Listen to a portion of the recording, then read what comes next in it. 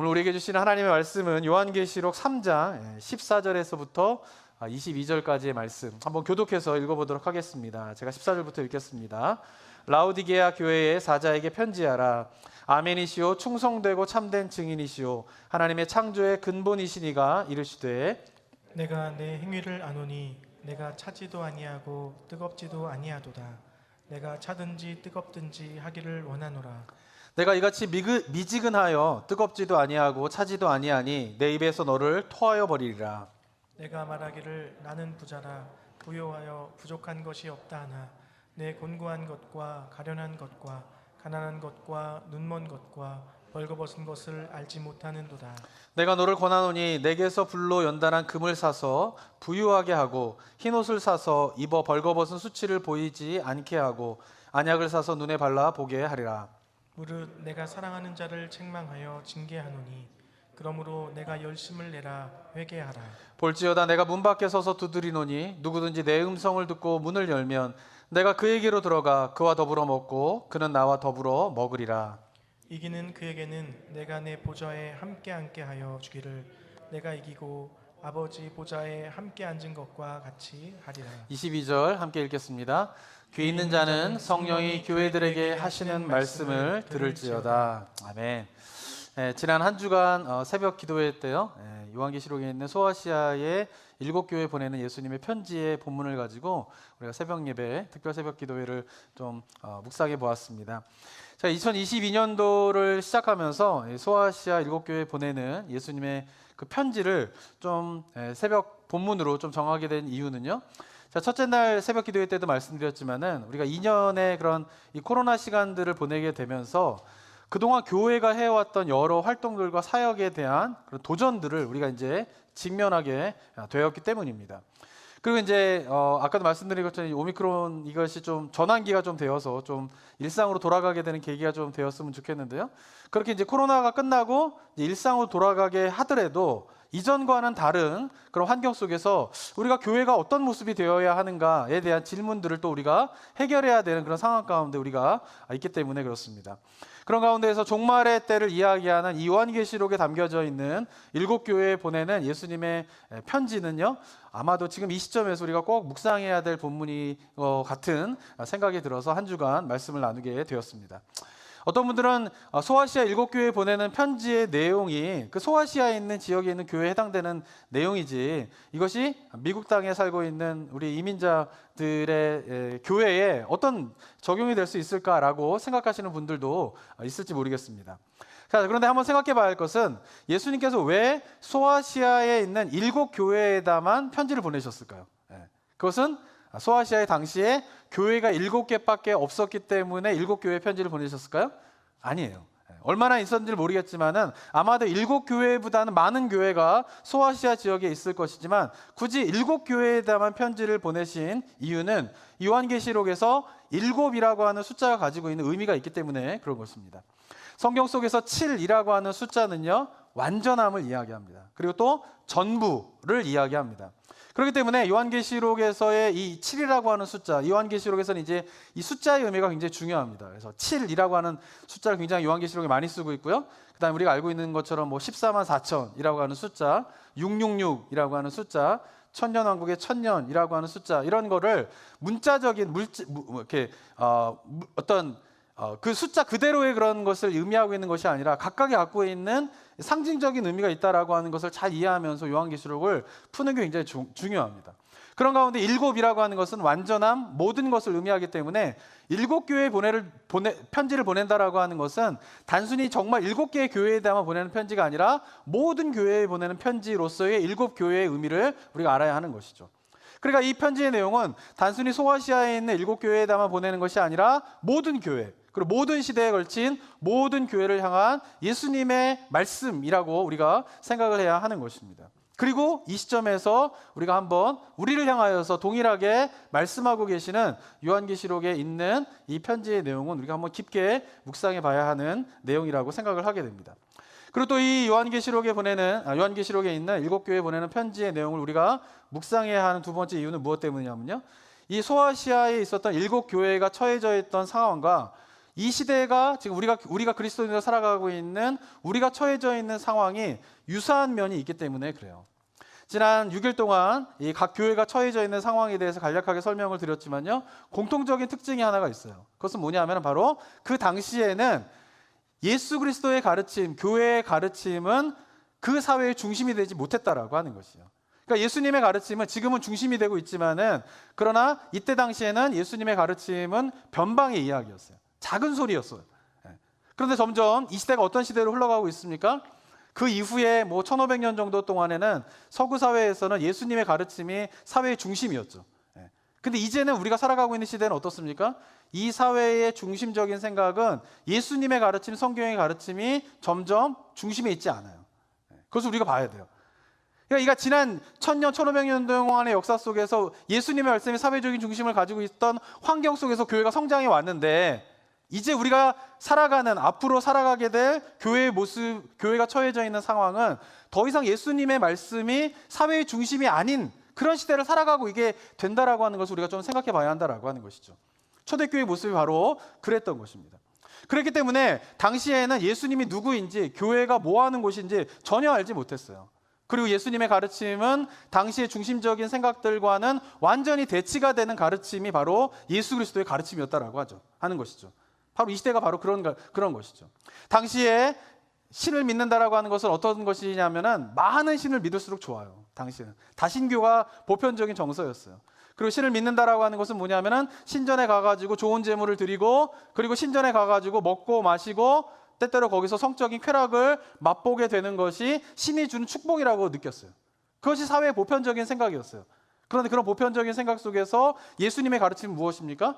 신은 여러 명이 아니라는 거예요. 신은 오직 여호와 한 분뿐이라는 거예요. 여호와 한 분만이 유일한 신입니다 라고 하는 생각이 지금은 중심이고, 신은 여러 명이다 라고 하는 것이 이게 변방의 이야기잖아요. 근데 예수님이 이 초대교회는 그렇지 않았다라는 거예요. 다 신을 믿는 것이 중심이고요, 오직 한 분만을 믿는 것이 변방의 이야기였다라고 하는 것이. 그런 가운데에서 예수님을 믿는 것, 하나님을 믿는다라고 하는 것은 그저 신전에 가가지고 좋은 제물을 바치면서 제사의식에 참여하는 것이 전부가 아니라, 하나님을 믿는다라고 하는 것은 하나님의 말씀을 듣고 그 말씀을 삶 속에서 순종하며 살아가는 것이 하나님을 믿는 것입니다 라고 하는 예수님의 가르침은 굉장히 그 시대의 생각과 다른 생각이었다라고 하는 것이죠. 그리고 신전에 가가지고 먹고 마시고 성적인 쾌락을 맛보고 하는 것을 신의 축복으로 생각했던 그 시대 속에서 예수님의 가르침은 어떻습니까? 말씀에 순종해야 된다는 것이에요. 말씀에. 삶이 변화가 돼야 된다는 거예요. 삶이 도덕적으로 성숙해져야 된다라고 하는 것이. 그것이 뭐냐면은 신이 준 축복이다라고 하는 것이 예수님의 가르침이었다라고 하는 것입니다. 특별히 로마 제국이 많은 지역을 다스리게 되면서요, 황제 숭배 사상이 퍼지게 되었습니다. 그러면서 사람들이 황제 숭배하는 일에 적극적으로 가담하기 시작해요. 이유가 무엇 때문일까요? 황제를 믿으면 어떻게 해요? 황제를 숭배하면 어떤 거예요? 삶의 풍요로움이 약속되기 때문에 그래요. 황제를 숭배하면 어떻게 해요? 자유가 보장되기 때문에 그래요. 황제를 숭배하면 어떻습니까? 안정이 보장되기 때문에 그래요. 그래서 사람들이 황제를 숭배하는 것이요. 황제를 숭배하면 삶의 풍요로움이 있고 안전이 있고 그 다음에 자유함이 있다라고 하는 것 때문에 황제를 숭배하는 것이 중심이었어요. 그런데 예수 그리스도를 믿는 사람은 어떻습니까? 그게 아니라는 거예요. 예수님이 나의 주인이시지 황제가 나의 주인이 아니라는 거예요. 그런 삶을 살아가는 그리스도인들의 모습에 대한 이야기가 소아시아 7교회에 보내는 편지의 내용이 담겨져 있는 것입니다. 이 시대가 어떻습니까? 저는 이 시대도 똑같다고 생각합니다. 2000년 전이나 지금이나 굉장히 문명이 발달됐죠. 문명이 발달됐다고 사람이 달라지는 게 아니에요. 우리는 문명이 발달되면 사람이 달라질 거라고 생각하지만 1000년 전이나 2000년 전이나 3000년 전이나 사람은 다 똑같아요. 옛날에는, 지금은 더 이상 옛날처럼 신을 믿거나 황제를 숭배하는 일은 없지만, 그러나 소아시아 7교회가 처해졌던 것처럼 그 당시에 뭐예요? 먹고 마시고 쾌락을 추구하는 것이 행복이다라고 하면 추구하고 있는 그 삶의 모습은 그대로 지금 이 시대 가운데도 살아가고 있잖아요. 근데 그때는 신전에 가야지 먹고 마시고 성적인 쾌락을 맛봤다면, 이 시대는 어떻습니까? 일상이 그래요. 일상이. 그때보다 더 심각한 거예요. 일상이 뭐예요? 먹고 마시고 즐기는 거예요. 먹고 마시고 즐기는 것뿐만 아니라 어떤 쾌락을 누리고자 하는 것이 일상적으로 이 시대가 추구하는 행복한 모습이다라고 하는 것입니다. 소아시대 때에는 황제가 풍요로운 삶을 가져다주고 황제가 안전과 자유를 가져다준다고 믿고 그 황제를 숭배하고 있지만, 이 시대는 더 이상 그 황제를 숭배하고 있지는 않지만 그 황제의 자리에 누가 들어가 있습니까? 돈이 들어가 있는 거예요. 돈이 있으면 어떻게 해요? 풍요롭다고 믿고 있는 것이죠. 돈이 있으면 자유가 보장된다라고 믿는 것이죠. 돈이 있으면 안전한 삶이 보장된다라고 이 시대가 믿으면서 어떻게 해요? 돈을 섬기는 일이 이 시대 가운데 벌어지고 있는 삶의 모습이 아닙니까? 그러니까 초대교회의 소아시아 7교회가 처해져 있던 상황과 이 시대의 교회가 처해져 있는 상황이 다르지 않다라는 거예요. 그런 가운데에서 예수님께서는 소아시아 7교회 가운데에 책망을 하는 내용이 나오게 됩니다. 그들이 책망을 받은 이유가 무엇 때문입니까? 그것은 바로 그 시대의 중심으로 사람들이 살아갔던 그 삶의 방식을 그대로 따라 살아갔기 때문에 그런 것이에요. 당시에 사람들이 즐겼던 것처럼 신전에 가서 고기를 먹고 그 축제를 즐기게 되고, 황제가 삶의 풍요와 안전과 자유를 가져던지다라는 믿음으로 다른 사람들과 똑같이 황제를 숭배하는 그 일을 한 사람은 예수님께서 책망하시는 거예요. 그런데 소아시아 7교회 편지에 보면은 칭찬을 받는 사람들도 있어요. 칭찬을 받는 사람들은 왜 칭찬을 받았을까요? 그 이유는 당시에 주변에 있는 사람들이 다 그것이 행복이 추구하는 행복한 삶이 이것입니다, 다 황제를 믿을 때 그러한 유익이 있습니다 라고 하는 것에 대해서 사람들이 다 이야기할 때에 주변 사람들이 살아가고 있는 삶의 방식에 대해서 의문을 제기했기 때문에. 왜 그럴까요? 바로 예수님의 말씀을 아니까 그전에는 몰랐던 그 삶의 방식에 대한 질문이 나오는 거예요. 과연 진짜 인생의 참 행복은 먹고 마시고 쾌락을 즐기는 것인가? 여기에 대한 질문이 없었어요. 근데 예수님을 믿으니까 이게 질문이 생기는 거예요. 정말 그런가? 황제가 우리에게 풍요로움을 가져다 주고 자유를 가져다 주고 안전을 가져다 준다라고 하는 것에 대해 질문이 없었어요, 예수님을 믿기 전에는. 근데 예수님을 믿게 되자 질문이 생기는 거예요. 과연 나에게 안전과 풍요로움과 자유를 주는 것은 황제인가? 라고 하는 질문을 던지게 되는 것이에요. 그러면서 진짜 행복은 먹고 마시고 쾌락을 즐기는 것에 있는 것이 아니라 예수 그리스도의 말씀에 순종하며 사는 것이다 라고 하는 것을 믿으면서 살아가는 것이죠. 그리고 그 믿음 때문에 만약에 가난해야 한다면 초대교회 성도들은 어떻게 해요? 가난하기를 선택한 것이에요. 초대교회 성도들 보면 칭찬받는 사람들을 보면 가난했어요. 그 영적으로 가난하다는 의미가 아니에요. 실제로 가난했어요. 황제를 숭배하지 않으면 경제적으로 손해를 볼 수밖에 없는 시대적인 상황이었어요. 그런데 황제를 숭배하지 않고 예수 그리스도가 나의 주인이다라고 하는 믿음 때문에 내가 가난해져야 한다면 가난하기를 선택했던 자들을 예수님께서 칭찬하시는 것이에요. 황제를 주라고 고백하면 풍요로움과 안정과 자유를 얻게 되는 것이 아니라 오직 예수님이 나의 주인이다 라고 고백할 때에 풍요로움과 안정과 자유를 얻게 된다라고 믿으며 고백하며 박해를 당하는 것을 두려워하지 않았던 자들을 예수님께서 칭찬하시는 것이에요. 목숨을 잃는 상황에서도 나의 주, 나의 큐리오스는 황제가 아니라, 다른 사람들은 다 그렇게 고백하는데 나의 주, 나의 큐리오스는 예수님입니다 라고 고백하며 순교당하기를 거부하지 않았던 자들을 예수님께서 칭찬하셨다라고 하는 것입니다. 그렇다면 이 시대를 살아가는 우리 그리스도인으로서 해야 할 일이 무엇일까요? 그것은 바로 칭찬받았던 소아시아의 7교회의 성도들처럼 이 세상을 향하여서 질문을 던질 수 있어야 돼요. 세상 사람들이 살아가는 삶의 방식에 대해서 그리스도인들은요, 질문을 던져야 돼요. 질문을. 스스로에게도 질문을 던져야 돼요. 정말 행복이 무엇이냐?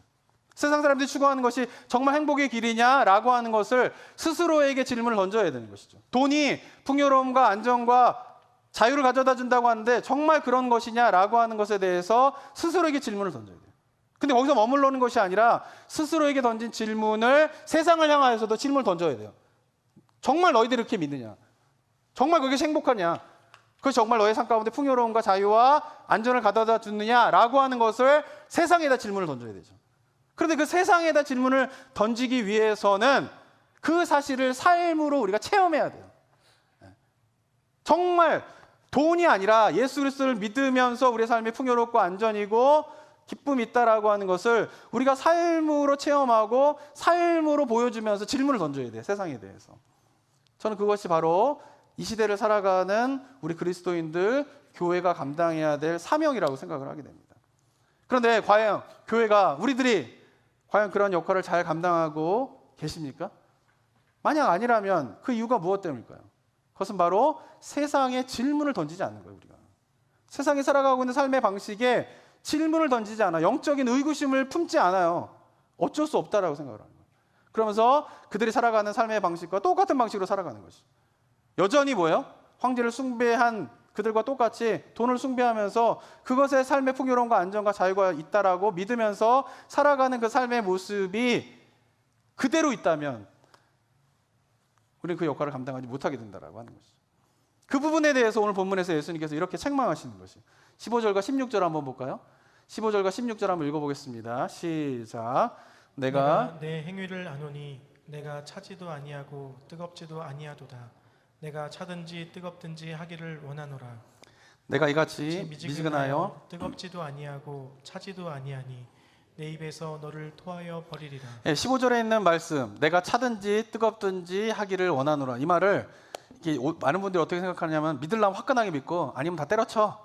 예수님께서 이렇게 말씀하시는 걸로 이해하시는 분들이 많은데 그게 아니에요.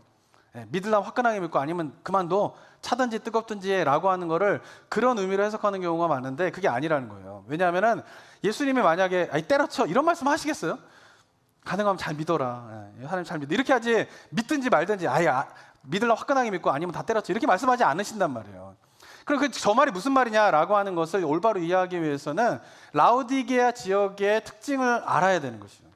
라우디게아 지역에는요 물이 좀 부족합니다. 물이 안 좋아요. 그래가지고 어떻게 되냐면은 이 라우디게아 지역에 보면은 이제 그 소아시아 지방의 밑에 보면 라우디게아가 나오게 되는데 물이 안 좋았기 때문에 물을 어디서 끌어왔냐면 먼저 북쪽에 있는 히에라볼리라고 하는 곳에서 저기는 온천으로 유명한 곳이에요. 지금도 터키 여행을 가게 되면 저기는 온천에는 굉장히 유명한 온천이 있는 곳입니다. 저도 이제 못 가봤지만은 근데 거기에는 뜨거운 물이 굉장히 유명했어요. 근데 그 뜨거운 물을 라우디게아까지 끌고 오는 거예요. 한 6마일에서 8마일 정도 되는 거리를 끌고 오는 것이에요. 그리고 또 물이 있었던 곳이 어디냐면 남쪽 지방에 보면 골로새라고 하는 곳이 있는데 그 골로새에서는 굉장히 차갑고 시원한 물이 거기 있었대요. 근데 그 물이 역시 라우디게아까지 한 10마일 정도 되는 거리를 수로를 통하여서 거기까지 오도록 하는 거예요. 이런 수로를 통해서. 이것이 남아있는 수로의 모양인데 저 수로를 통하여서 북쪽에서는 뜨거운 물을 라우디게아까지 오게 하고 또 남쪽에 있는 차갑고 시원한 물을 북쪽으로 끌어올리면서 라우디게아 지역은 북쪽과 남쪽에서 오는 물을 가지고 생활했다라고 하는 것이에요. 그런데 이 히에라볼리에 있는 뜨거운 물은 온천수니까 우리가 온천수는 알잖아요. 이게 병을 치료하는 효과가 있다라고 하는 것을 알잖아요. 근데 남쪽에 있는 이 골로새에 있는 차가운 물도 이 차가운 물을 마시면 이게 광천수 같은 건데 우리나라에 있는 그런 건데 그러면 이 생기를 돋워주는 그런 역할을 하는 물이었다라고 합니다. 그래서 이 두 가지의 물을 끌어오는데 문제는 뭐냐면은 뜨거웠던 물이 6마일에서 7마일 되는 거리를 오는 과정에서 식어버리는 거예요. 그래서 미지근한 물이 되는 경우가 있게 되는 것이죠. 그리고 남쪽에서도 차갑고 좋은 물이었던 것들이 수로를 통하여서 올라오게 되면서 이 소아시아 지방이 굉장히 뜨거운 지방이잖아요. 그러다 보니까 그 찬물이 미지근한 상태로 라우디게아에 도착하는 경우가 있었다라고 하는 것이에요. 근데 만약에 찬물이 미지근해지거나 뜨거운 물이 미지근해져서 라우디게아에 도착하게 되면은 그 물은 뭐냐면은 아무 효능이 없는 물이 돼버리는 거예요. 뜨거울 때는 병을 치료하는 물이었는데 그것이 미지근해지게 되면 아무 효과가 없어지는 물이 돼버리는 거예요. 찬물이 마시면은 생기를 북돋아주는 효과가 있는 물이었는데 그 물이 올라오는 동안에 미지근해지면은 그 미지근한 물은 뭐예요? 아무 효능이 없는 물이 돼버린다라고 하는 것이에요. 특별히 찬물이 올라오면서 미지근해지게 되면 이 광천수는 미지근해지면은 이 탄산칼륨이 침전물로 생기게 된대요. 근데 그 물을 마시게 되면은 맛도 없고 구토를 유발하는 그런 물로 변질된다라고 하는 것이에요. 그러니까 그런 것을 라우디게아 지역에 있는 사람들은 너무나 잘 알기 때문에 예수님께서 말씀하시는 거예요. 뜨겁든지 차갑든지 하라고 하는 것은 뭐냐면은 뜨거운 가운데에 세상을 치유하는 효능이 있든지 찬물로서 세상에 생기를 불어넣는 효능이 있든지 해야 됐는데 너희들은 뜨겁지도 않고 차갑지도 않고 미지근해지게 되면서 아무 효능이 없는 상태가 되어버렸다라고 하는 것에 대한 책망을 하고 계신 것입니다. 라우디게아 교회 어떤 교회였을까요? 17절에 보면요. 부자의 교회였어요. 17절에 보면 이렇게 이야기를 하고 있습니다. 한번 더 읽어볼까요? 17절 읽어보겠습니다. 시작. 내가 말하기를 나는 부자라 부요하여 부족한 것이 없다 하나 내 곤고한 것과 가련한 것과 가난한 것과 눈먼 것과 벌거벗은 것을 알지 못하는가. 네, 자기 스스로가 뭐라고 이야기하면 나는 부자라는 거예요. 웬만한 부자가 아니면 나는 부자란 말을 잘 못합니다. 그죠? 웬만한 부자들은 부자란 말을 안 하잖아요. 숨기잖아요. 근데 나는 부자다, 나는 부족한 것이 없다라고 말할 정도면 얼마나 부자인지 몰라요. 물질적으로 라우디게아 교회 성도들은 풍요로운 삶을 살았어요. 부자였어요. 그런데 예수님으로부터 이들은 칭찬을 받지 못합니다. 예수님으로부터 칭찬을 받지 못하고 오직 책망만 받는 교회가 라우디게아 교회였다라고 하는 것이죠. 왜냐하면 스스로 부자라고 해서 물질적인 풍요를 누리고 있지만은, 그러나 이 라우디게아 교회는 세상에 아무런 영향력을 미치지 못하는 완전히 효능을 잃어버린 미지근한 물이 되어버렸기 때문에 그렇다라고 하는 것입니다. 왜 그럴까요? 그들이 바로 세상의 물질적인 풍요로움에 완전히 젖어들게 되면서 세상 사람들의 살아가는 방식에 질문을 던지면서 살아가는 것이 아니라 그들과 완전히 동화되어서 그들의 길들여진 삶을 살았기 때문에 그들은 효능을 완전히 잃어버린 미지근한 물이 되었다라고 하는 것입니다. 사랑하는 성도 여러분, 이 시대도 마찬가지입니다. 이 시대도 이제 더 이상 회색지대가 없어요. 신앙의 회색지대가 없어요. 우리가 이것을 좀 알아야 돼요. 우리가 살고 있는 시대는요, 이제 딱 두 부류의 사람밖에 없어요. 하늘에 속한 사람, 하나님에게 속한 사람, 그리고 세상에 속한 사람. 그 중간지대가 없어요. 불과 몇십 년 전만 해도요, 그 중간지대가 어느 정도 있었어요. 왜냐하면 교회에서 옳다고 하는 것, 성경에서 옳다고 하는 것이 세상에서도 옳았어요. 그러니까 성경에서, 교회에서 옳다고 하는 것에 따라서 살면 세상에서도 칭찬받았어요. 그리고 교회를 안 다니더라도 세상에서 옳다라고 하는 방식을 살다 보면 그 사람이 교회에 오면요, 교회의 가르침과 어느 정도 일치하는 부분들이 많았어요. 공통분모가 많았다라는 거예요. 그런데 요즘은 어떻습니까? 점점 흘러가고 있는 세상이 어떻습니까? 그 공통분모, 그 중간지대가 완전히 사라지고 있어요. 정말 하나님의 말씀의 가르침과 그것과 완전히 반대되는 세상의 흐름, 이렇게 갈라지고 있다라고 하는 것이에요. 성도님들 그것을 느끼십니까? 그런 부분들이 대표적인 게 성적인 거예요. 성적인 거. 성경에서 말하는 성의 가르침은 뭡니까? 부부관계 안에서만 이루어지라는 거예요. 이게 성의 가르침이에요. 성경의 가르침이에요. 그래서 싱글들에게는 뭐 하라는 거예요? 혼전 순결을 이야기하는 거예요. 그리고 기혼자들에게는 어떻게 해요? 간음하지 말라라고 이야기를 하는 거예요. 그 모든 원리는 뭐냐 하면은 부부관계 안에서만 성을 이루어야 된다라고요. 성적 관계가 이루어져야 된다. 이게 성경의 가르침이에요. 네 가르침을 가지고 옛날에 싱글들이 세상에 나가가지고 나는 혼전 순결이야. 그럼 어떻게 될까요? 잘한다. 너 되게 올바로 살고 있다. 다 이렇게 칭찬받았단 말이에요. 요즘에 어떤지 아세요? 혼전 순결한다. 그럼 어떻게 해요? 진짜 동물원의 원숭이가 돼버려요. 혹시 아시는지 모르지만 한국에서 어떤 수년 전에도 연예인 한 명이, 신실하게 예수님을 믿는 연예인 한 분이 텔레비전에 토크쇼에 나와가지고 혼전 순결을 한다 자기 얘기했다가 놀림거리가 돼요. 놀림거리가. 기혼자들도 마찬가지죠. 부부관계 안에서만 부부 생활을 성적 관계를 맺는다? 세상 사람들이 웃어요. 저는 이런 말이 정말 충격적이에요. 뭐 가족들 간에 그런 거 하냐? 막 일반적인 생각들, 일반적인. 이민 사회는 잘 모르겠어요. 제가. 한국에는요 심각합니다. 서로 바람피고 결혼 제도 밖에서 성적인 관계가 이루어지고 이런 것들이 얼마나 심각한지 몰라요. 성경에서의 가르침이요 세상에서의 가르침과 완전히 달라지고 있어요. 돈에 대한 거 마찬가지입니다. 돈에 대한 거, 성경적인 돈의 가르침이 뭡니까? 하나님을 위해서 제일 먼저 쓰는 거예요. 이웃을 위해서 또 쓰는 거예요. 그리고 자기 자신을 위해서 쓰는 거예요. 이게 성경적인 가르침이에요. 우리 성도님들 그렇게 살고 계십니까? 세상은 어떻습니까? 하나님을 위해서 돈을 쓴다고? 다른 사람을 위해서 돈을 쓴다고? 미친 거 아니야? 나 혼자 벌어먹기도 힘든데 오직 나만을 위해서 살아가는 것이 삶의 가치가라는 거예요. 그게 뭐예요? 세상의 가치관이에요. 옛날에는 다른 사람들 구제하고 도와주고 나는 것을 나눠주면 잘한다고 칭찬받았어요. 요즘 멍청하다 그래요. 세상 물정 모른다 그러는 거예요. 점점 어떻습니까? 성에 대한 거, 돈에 대한 거, 거짓말도 마찬가지죠. 성경에서 거짓말하면 안 된다는 거예요. 거짓말이 심각한 죄라는 거에 대해서 우리가 인식하고 있습니까? 성경은 거짓말을 굉장히 심각한 죄로 이야기를 하고 있어요. 근데 현대사회는 어떻습니까? 거짓말 안 하면서 살아가면은 사회생활 제대로 못하는 거죠. 비즈니스 장사하면서 거짓말 하지 않으면 어떻게 해요? 비즈니스 제대로 못하는 거죠. 그런 흐름으로 간단 말이에요. 그러니까 점점 어떻게 가고 있냐, 우리가 기억해야 할 것은 성경에서 가르침과 세상의 가르침이 완전히 어떻게 돼요? 분리되고 있어요. 그리고 지난 1500년 동안에는 한 2000년 가까운 1500년 정도 시간 동안에는 그렇게 되더라도 성경의 가르침이 사회 중심이었단 말이에요. 근데 이제는 어떻게 돼요? 초대교회 시대로 돌아가는 거예요. 예수님의 가르침이 어떻게 변방으로 가고 있는 거예요. 그리고 자기를 위하여서 쾌락을 즐기고 먹고 마시고 하나님이 아닌 다른 곳에서 풍요로움과 안전과 자유를 맛보는 그것이 뭐예요? 중심이 되는 사회로 지금 이양되고 있는 거예요. 지금 그런 가운데 있기 때문에 우리 그리스도인들이 어떻게 되냐면은 중간지대가 없다라고 하는 것이에요. 하늘에 속하든지 아니면 세상에 속한 둘밖에 없다라고 하는 것이에요. 사랑하는 성도 여러분, 제가 질문하겠습니다. 자기 스스로에게 나는 하늘에 속한 자인지 세상에 속한 자인지 라고 물어본다면 나는 예수님에게 속한 자입니다, 하늘에 속한 자입니다 라고 자신 있게 대답할 수 있으십니까? 없다라고 하면 세상에 속한 자예요. 누군가 질문하는데 예수께 속한 자입니까? 라고 물어보는데 내가 자신이 없어요. 그럼 세상에 속한 자예요. 둘밖에 없기 때문에.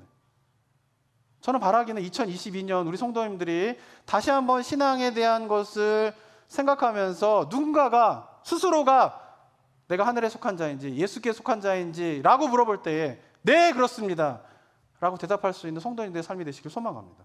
그게 자신 없으면 이미 세상에 속한 자로 살아가고 있는 거예요. 어느 정도는 그래도 예수님 믿고 있고 어느 정도 세상을 뭐 이렇게 적당히 살고 이런 게 없다라는 거예요. 이제는 그런 시대는 끝나버렸어요. 이제는 하늘에 속하든지 예수께 속하든지 세상에 속하든지로 갈라지게 된다라고 하는 것입니다. 그러면서 내가 세상에 속하였는지 하늘에 속하였는지를 알 수 있는 방법이 있어요. 그것이 뭔지 아세요? 바로 예수님께서 내 삶에 들어와 계신지 아닌지를 보면 알아요. 라우디게아 교회인에게 뜨겁지도 차갑지도 않은 세상에 길들여진 라우디게아 교회에게 예수님이 안타까운 목소리로 이렇게 말씀을 하십니다. 계시록 3장 20절입니다. 한번 읽어볼까요? 읽겠습니다. 시작. 볼지어다 내가 문 밖에 서서 두드리노니 누구든지 내 음성을 듣고 문을 열면 내가 그에게로 들어가 그와 더불어 먹고 그는 나와 더불어 먹으리라. 네, 우리가 이 말씀 너무나 잘 아는 말씀이죠. 그런데 이 말씀을 보통 불신자에게 전도할 때 많이 사용해요. 그래서 본문의 말씀을 어떻게 이해를 하고 계시냐면은 믿지 않는 사람들이 아직 예수님을 모르는데 그들에게 예수님이 문 밖에서 두드리고 계시는구나 라고 생각을 해요. 그죠? 그래서 제가 이렇게 성경 한 구절만 해석할 때에 성경 한 구절만 해석하면 잘못 해석하는 경우 굉장히 많아요. 근데 기억하셔야 될 거는 이 구절은 지금 어디에 담겨져 있습니까? 라우디게아 교인에게 라우디게아 교회에게 보내는 예수님의 편지의 말씀이 소속되어 있는 것이에요. 그렇다면 이 말씀은 불신자들에게 네가 아직 예수님을 모르는구나, 내가 문 밖에 서서 두드리노니 내 음성을 듣고 문을 열면 그와 더불어 먹고 그는 나와 더불어 먹으리라, 예수님을 좀 믿어라 라는 것이 아니라는 거예요. 이건 누구에게 보내고 있는 말이에요? 라우디게아 교인들에게 보내고 있는 것이에요. 교인인데 교회의 멤버인데 매주 예배를 드리는데 문제는 무엇일까요? 그들의 삶 안에 예수님이 없는 거예요. 교회에서 직분을 맡고 있는데 매주마다 예배 빠지지 않고 있고 교인으로서 생활하는데 실상 그들의 삶 안에는 예수님이 없는 거예요. 어디에 있는 거예요? 그 삶 문 밖에서 기다리고 계시는 거예요. 라우디게아 성도들 삶 안에는 들어가지 못하시는 거예요. 교인인데. 그래서 예수님께서 말씀하시는 게 뭐예요? 제발 너희의 삶 안에 내가 좀 들어가고 싶다. 너희가 예배를 드리는데 왜 나는 너의 삶 안에 들어갈 수 없냐? 네가 교회의 멤버인데 라우디게아 교회의 이름을 가지고 있는데 왜 내가 너의 삶 안에는 거할 수 없느냐? 제발 내가 문 밖에 서서 두드리노니 내 음성을 듣고 네 삶의 문을 열어 내가 그와 더불어 먹고 그는 나와 더불어 먹는 이 삶을 좀 살자라고 안타까운 심령으로 라우디게아 교인들에게 이야기하고 있는 말씀이 요한계시록 3장 20절의 말씀이다라고 하는 것입니다. 사랑하는 성도 여러분, 여러분들이 하나님의 속한 자입니까? 그것은 교회 다니는 자가 하나님께 속한 자가 아니에요. 예배를 빠지지 않고 드리는 자가 하나님께 속한 자가 아니에요. 하나님께 속한 자는 누구입니까? 그 삶 안에 예수님이 들어와 계신 것이. 그래서 예수님과 더불어 먹고 즐기고 같이 거하는 그 삶의 모습이 있는 자가 바로 하늘에 속한 자이고 예수께 속한 자이다라고 하는 것입니다. 기독교 서적 가운데에서요, 내 마음 그리스도인의 집이라고 하는 책이 있습니다. 이 책은 굉장히 오래전에 나온 책인데 로버트 멍어라고 하는 목사님이 쓴 책인데요, 굉장히 전 세계 언어로 번역되어져 가지고 스테디셀러로 1000만 부 이상 팔린 그런 책입니다. 이 책의 내용은 뭐냐면 로버트 멍어라고 하는 목사님이 내가 그리스도인이 어떻게 되었는가, 그리스도인 됨의 경험이 무엇인가를 동화적으로 풀어서 쓴 책이에요. 누구나 쉽게 이해할 수 있도록. 그래서 뭐냐면은 내 마음을 집으로 비유를 하고 그 집 안에 예수님과 집 하나를 구경하는 그런 내용으로 이 스토리가 이제 쭉 펼쳐지게 되게 됩니다. 그러면서 참된 그리스도인은 바로 우리들의 마음이 예수님의 거처가 되는 그리스도의 집이 되어야지만이 그것이 그리스도인이 된다라고 하는 것에 대해서 너무나 쉽게 설명하고 있는 책이에요. 이 책에 보면 저자가 먼저 예수님과 함께 집에 들어가면서 서재에 들어가게 됩니다. 서재에 들어가게 되면서 그 서재에는 자기의 서재에는 많은 책들이 있었어요.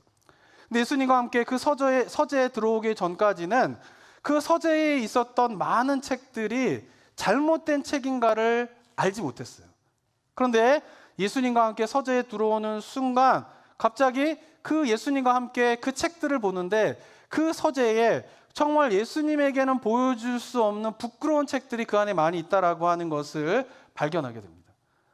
그러면서 예수님에게 이야기해요. 예수님, 제가 예수님과 함께 이 서재에 들어오기 전에는 이 책이 부끄럽고 잘못됐다라고 하는 생각을 못했는데 예수님과 함께 보니 너무나 잘못된 책들이 제 서재에 많이 있는데 이것을 예수님께서 좀 치워주시겠습니까? 그러자 예수님께서 그래, 내가 치워줄게 라고 하면서 내가 그 일을 위하여서 너와 함께 지금 이 집에 온 거야 라고 하면서 그 서재에 잘못된 책들을 다 치워가지고 버려요. 그리고 그 서재에다가 예수님께서 성경책 하나를 딱 놓으십니다. 그리고 그 성경책을 통하여서 네가 이제 이 서재에 나와 함께 책을 읽고 즐기는 공간으로 함께 이곳을 쓰자꾸나 라고 하면서 그 서재가 이제는 예수님과 함께 할 수 있는 공간으로 변하게 됩니다.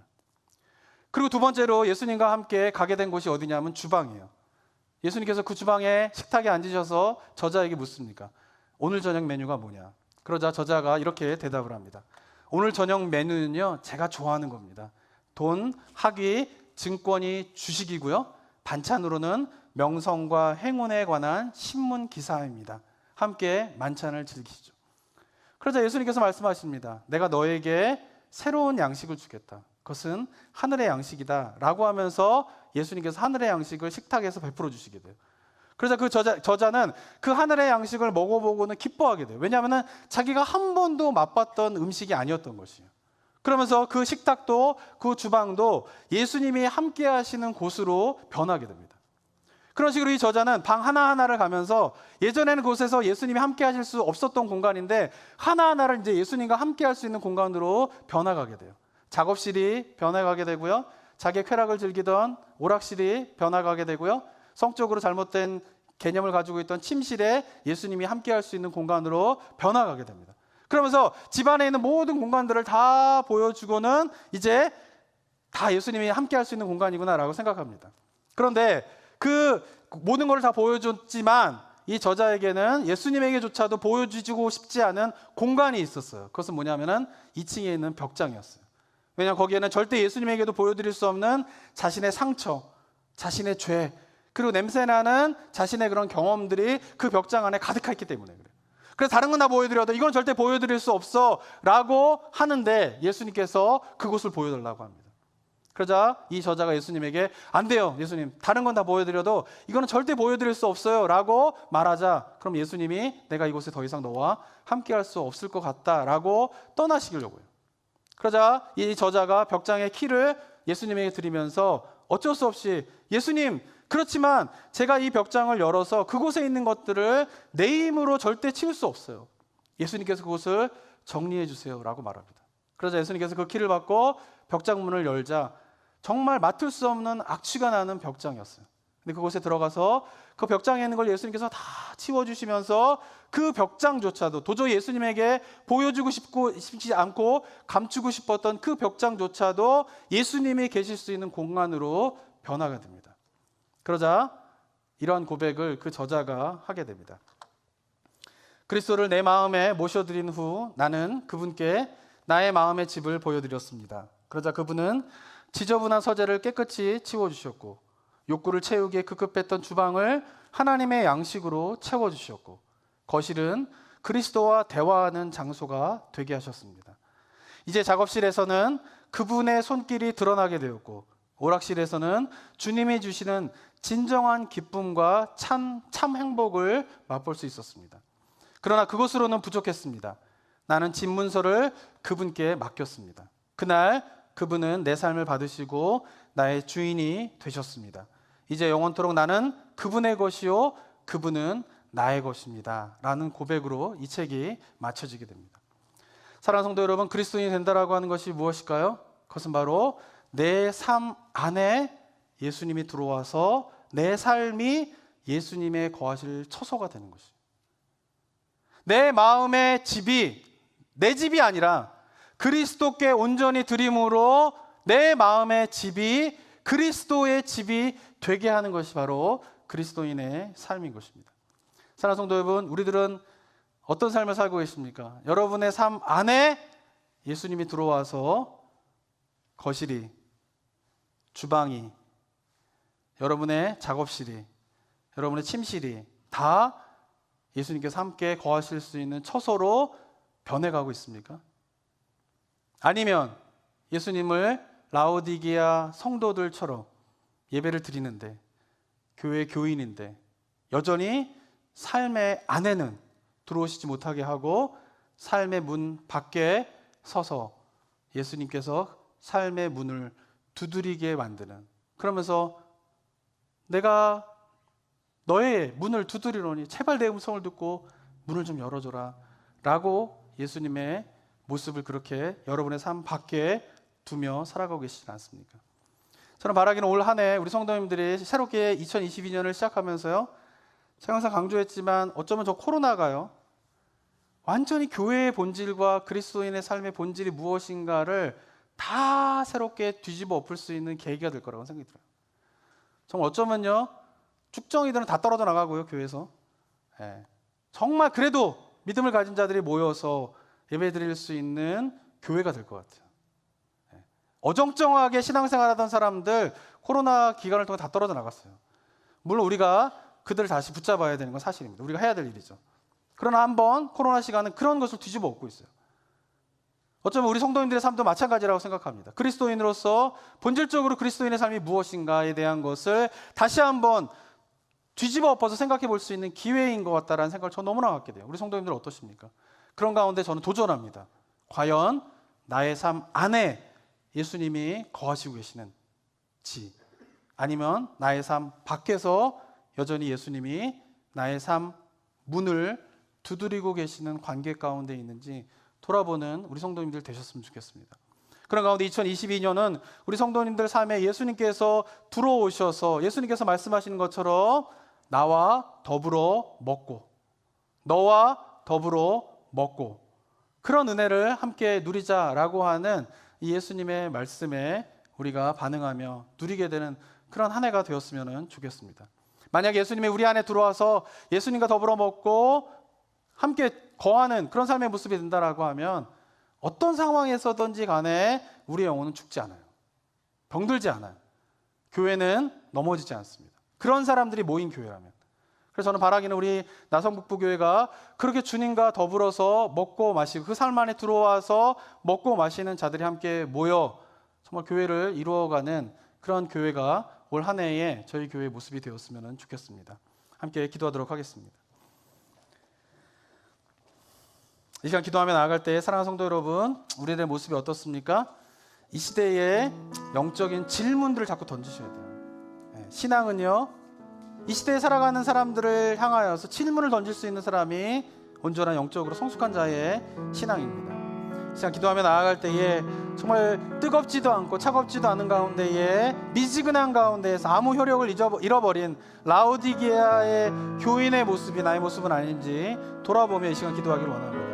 또한 나의 삶 안에 예수님이 들어오지 못하셔서 볼지어다 내가 문 밖에 서서 두드리노니 내 음성을 듣고 문을 열면 내가 너에게로 들어가 너로 더불어 먹고 너는 나와 더불어 먹자라고 하는 예수님의 안타까운 음성을 듣지 못하는 가운데 살아가고 있지는 않은지 돌아보는 우리 성도님들 되셨으면 좋겠습니다. 바라기는 그런 가운데 2022년이 주님이 나의 삶 안에 완전히 들어와 주셔서 내 마음의 집이 그리스도의 집이 되는 그러한 은혜가 우리의 한 해 가운데 있게 되기를 소망하면서 함께 기도하는 시간 갖도록 하겠습니다. 함께 기도하겠습니다. 아버지 하나님 은혜 감사드립니다. 주님께서 허락하신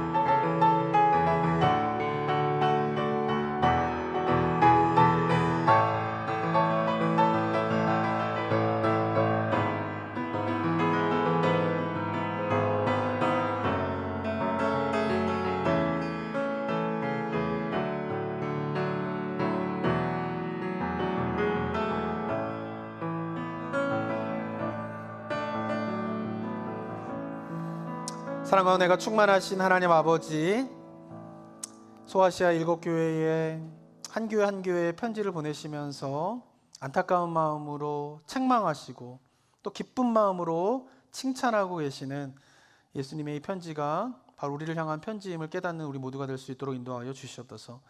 그런 가운데에 정말 예수 그리스도의 책망을 받은 자의 삶의 모습이 우리 가운데 있는 것은 아닌지 돌아보게 되기를 원합니다. 세상의 흐름에 완전히 길들여져서 세상의 흐름 가운데에서 세상이 추구하는 것에 아무런 영적인 질문을 던지지 않는 채 그냥 순응하며 살아가는 가운데에 뜨겁지도 않고 차갑지도 않는 미지근한 물로서 아무 효능을 발휘하고 있지 못한 라오디게아의 교인의 모습이 나의 모습은 아닌지 돌아보는 이 시간 되게 하여 주시옵소서. 바라기는 우리 성도님들의 정말 주님 안에서 정말 하나님의 삶 가운데, 우리의 삶 가운데 예수 그리스도가 완전히 들어와 계셔서 예수님과 더불어 먹고 예수님은 나와 더불어 먹는 그 삶의 모습이 2022년도 우리 성도님들의 삶의 모습이 되게 하여 주시옵소서. 그리하여서 뜨거운 물로서 세상을 치유하며 나아가는 삶의 모습이 되게 하여 주시옵고, 차가운 물로서 세상의 생기를 불어넣을 수 있는 그런 삶의 모습이 우리 성도님들의 삶의 모습이 되게 하여 주시옵소서. 하나님, 이것이 어찌 우리의 능과 힘으로 가능하겠습니까?